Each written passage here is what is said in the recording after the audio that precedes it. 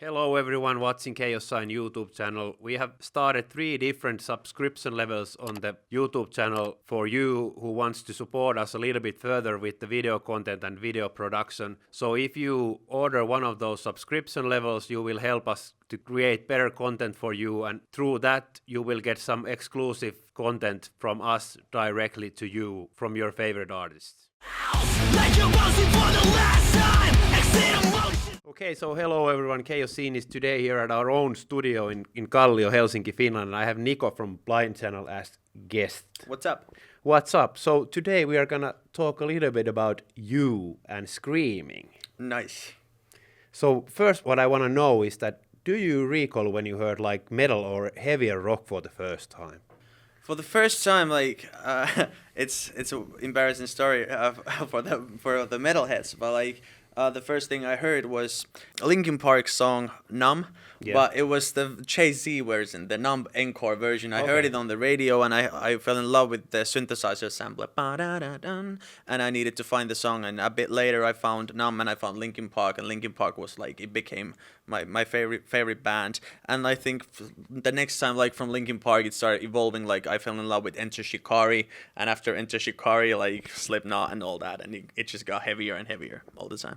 So was Linkin Park the type of band that made you become a singer and start singing? Yeah, definitely Linkin Park, and mostly singer and a songwriter. That was a huge deal.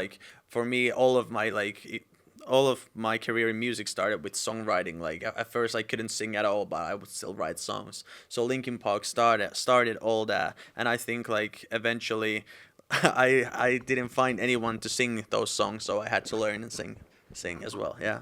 So what are your own early memories when it comes to singing? Do you remember singing some certain songs in the beginning, or how did you start your journey? I remember thinking that singing was super hard. I spent a lot of time in the pop and hip hop music world, so I started singing Ed Sheeran songs, I think, clean singing, but I remember I recorded my own vocals and they sounded terrible, and I was always super envious of the people from rock bands who could sing. They had this raspy high voice, and I just couldn't do that at first, so I felt I want to do that, and it took a long time to learn to sing like that. Yeah. So from rapping and singing to screaming, how did that evolution happen? I think it's also a point about songwriting. The major thing is when I joined Blind Channel. Yeah. The guys took me in mostly as a rapper, and they also knew that I could sing some pop parts. So I felt exotic to have a rapper / popper in a metal band, and that's how I joined. But there was none of us really could scream at the time, and I remember when we recorded our first album called Revolutions, we were in the studio with the producer Johansson, and then we had the song had parts that screaming would fit those parts so well, but none of us knew how to scream. So I think I just I felt somebody needed to scream, and I did it in the studio.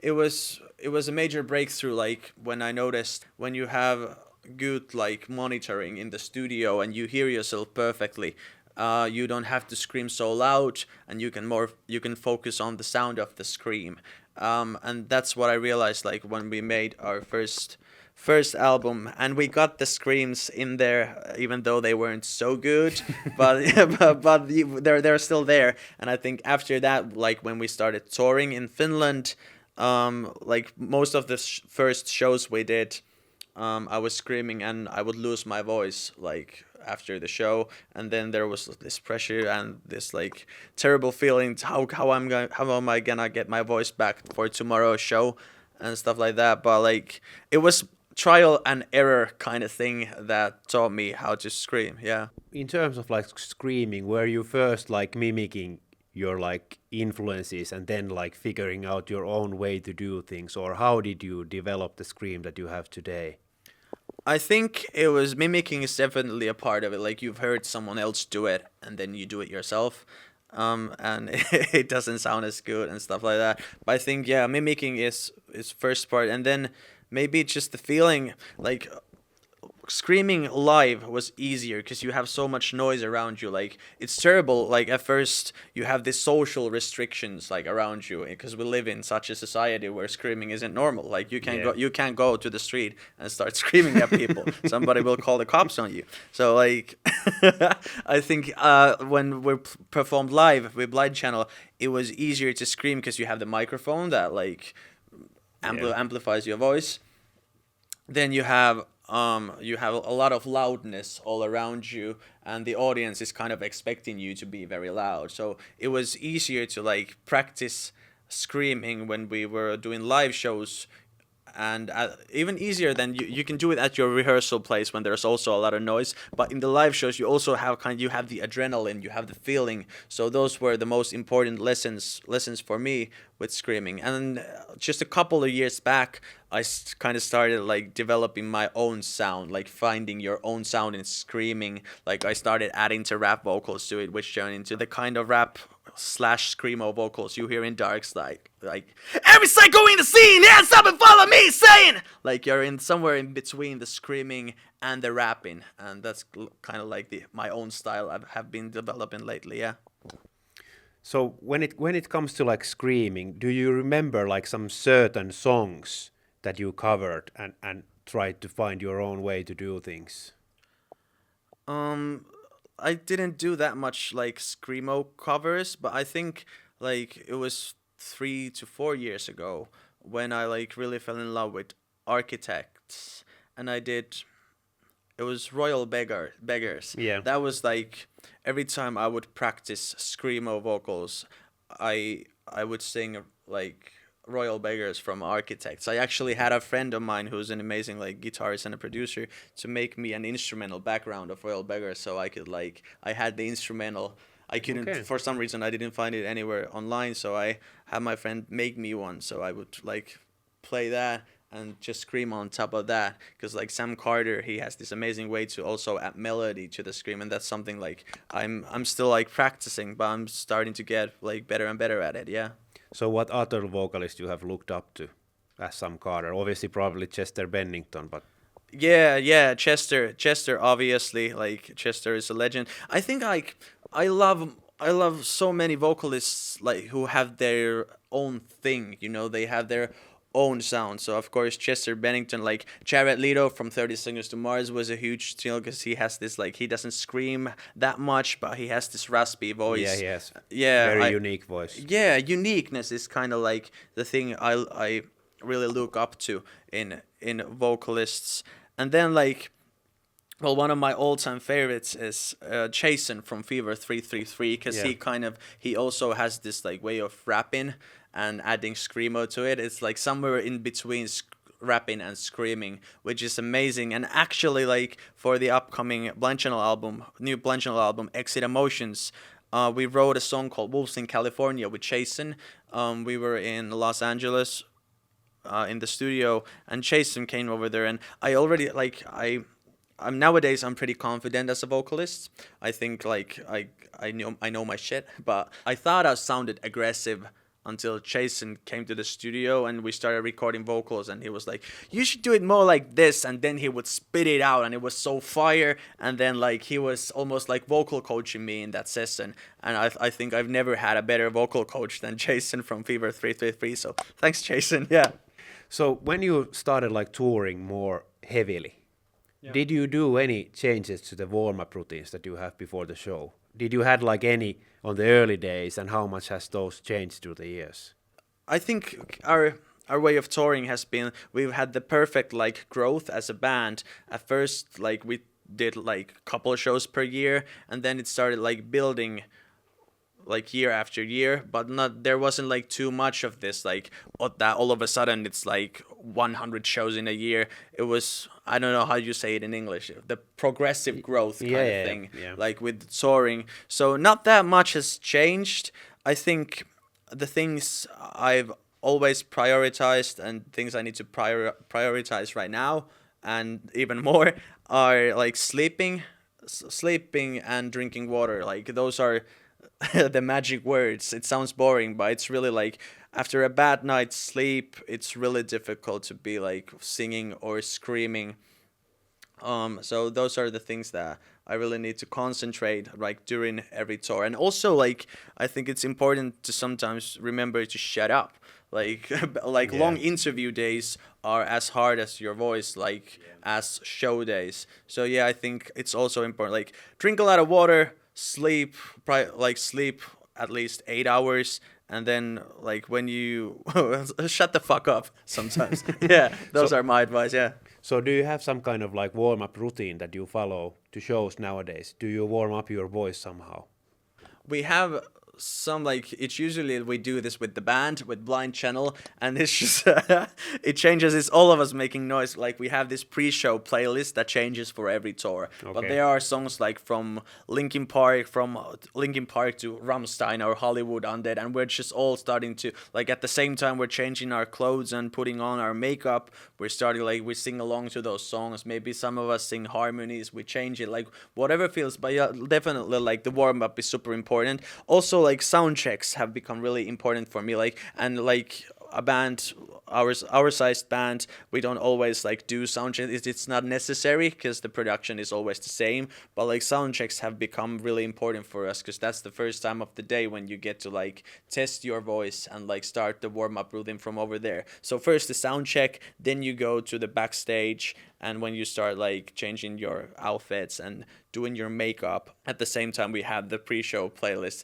We maybe we shoot a video sometimes. There's a lot of noise involved, but like I think each of us like warms up during that. Yeah. But you don't do like any scales or anything like that when you prepare for a show. It's more like getting into the mood and doing what like feels good. Yeah, I don't do scales, even though I should. Like I was a vocal coach like before when I still had time to do other things than just Blind Channel.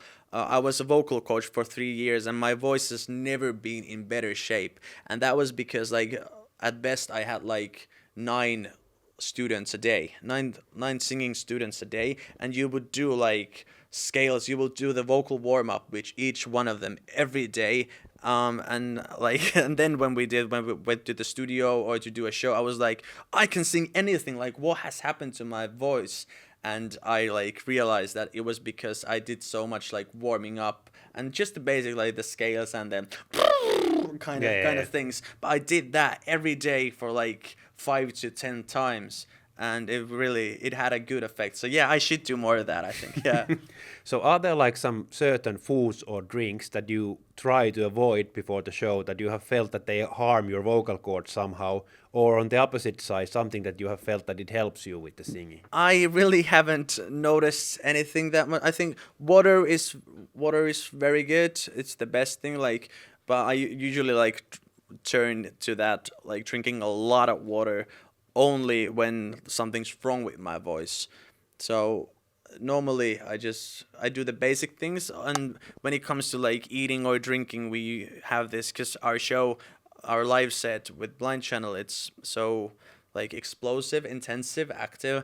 So we usually like we try to do what we heard this from ice hockey players, this advice that we always eat like 4 hours, at least 4 hours before the show, so you don't throw up when you go on stage. So I haven't really noticed anything like, no, I don't have like routines like what not to eat or drink or what to eat or drink.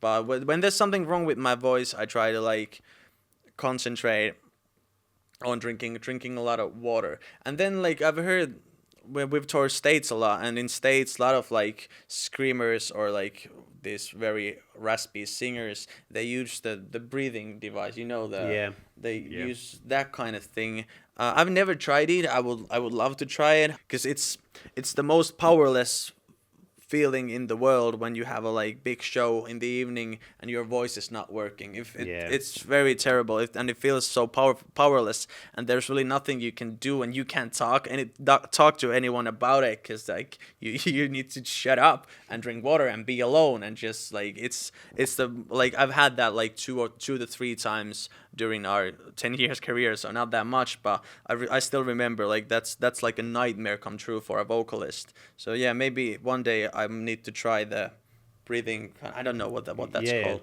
But I've also heard that being like stressed isn't good for your voice. So if you're like losing your voice, you should still remain quite calm. Yeah, I think, yeah. I don't know if that's even possible at Yeah, that exactly. point. Like, imagine, like, if you are a guitarist and you have to go on stage without strings in your guitar. Yeah. Like, that's how it feels. And stay calm. Yeah, fuck that. It's not that easy, yeah. So you have so far released 4 albums with Blind Channel, and the 5th one is coming. Are there like some specific albums where you can pinpoint where you have felt that you've taken like big step forward as a singer, learned something new about yourself? It's the same with every album, like, and I want to take those steps. I also feel like when it comes to especially Blind Channel songs, that I need to be the vocalist that can like do whatever the song needs. If the song needs a rapping part, I need to be able to rap it. If it needs a pop part, I need to do the beautiful pop kind of singing. If it needs a screamo or even growling, I need to be the one to do that. Like, I would hate the situation where we have this feeling like we cannot do this song because we need to take this part of the song because none of us knows how to sing like this. Like, I never want to be in that situation. I can sing different styles more and more with every album. Like, I think in the first album I was mostly just rapping, maybe a couple of bad screams here and there. Then the pop vocal thing came along during the second album. The third album was like, I finally felt like a bit confident as a screamo vocalist. And then like during the fourth album, I started developing like my own sound, my own unique sound, which is something like I hope that I have. Like, and it's something like it's a bit like rapping, a bit like screaming, somewhere in between. And I really think I completed it like with this 5th album. And also like for on this 5th album, there are also this like a lot lower screams, like to I with this 5th album, I guess I wanted to sound more aggressive than ever, and we did a lot of takes, and maybe even like I've been studying the technicalities of singing for so much. So sometimes you're kind of stuck with them, like, because you want to do everything so the technique is perfect. But with this 5th album, we kind of wanted to forget that. Like, let's do something unhealthy. That's actually what Alex said in the studio. Alex said that, like, let's do, like, your screams sound good, but they're too healthy. Like, we need something unhealthy. And we started, like, playing around with that. But that's what they say when it comes to, like, the first albums of bands, that why does that, like, scream sound so good, that they don't know what they're doing, so they sound so natural, that when you are, like, knowing what you're doing, you're avoiding those mistakes, what makes it like more original. Yeah, exactly. Like, you get the feeling is definitely there when somebody's screaming because they're really like hurting themselves. The feeling is there. Like, that's the magic of music. And I think like that's special. Of course, I hope no one never loses their voice. But like maybe when it comes to touring, like maybe concentrate a bit on the technical things so you don't lose your voice. But when it comes to studio work, when there's not like if you don't have a tight schedule, then like I think sometimes even losing your voice for a day might be worth it if you get the really good screams, like if you can record them.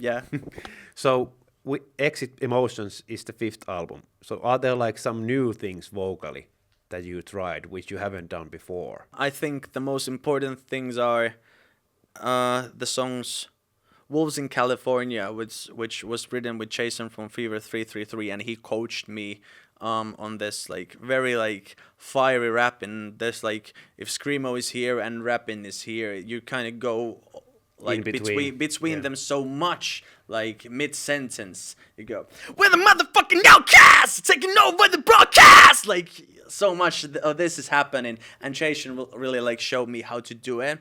So I think that was a big breakthrough, something I'm gonna do more in the future, because I just love performing like that.